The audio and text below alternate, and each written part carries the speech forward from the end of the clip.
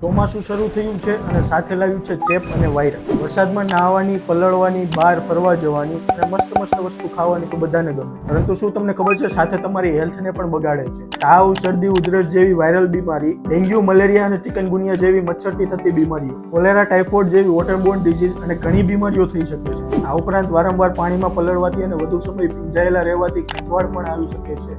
તેના લીધે fungal infection જેવી બીમારીઓ થઈ શકે છે. તો આ સિઝનમાં હેલ્ધી રહેવા માટે શું કરવું જોઈએ? હંમેશા ઉકાળેલું પાણી પીવું જોઈએ. શક્ય બને તેટલી બહારની વસ્તુ, ખાસ કરીને રોડ સાઇડ ફૂડ અવોઇડ કરવો જોઈએ. શાકભાજી અને ફ્રૂટને બરોબર ચોખ્ખા પાણીથી ધોઈને ઉપયોગમાં લો. વરસાદમાં પલળ્યા પછી તરત જ સૂકા કપડાં પહેરી લો. નહાતી વખતે ડેટોલનો ઉપયોગ કરો અને કપડાં હંમેશા ગરમ પાણીથી ધોવો. ઘરમાં બધા માટે અલગ અલગ ટુવાલ રાખો, જેને કારણે કોઈ એક વ્યક્તિને ચેપ લાગ્યો હોય તો તે બીમારી બીજા વ્યક્તિમાં ન ફેલાય છે.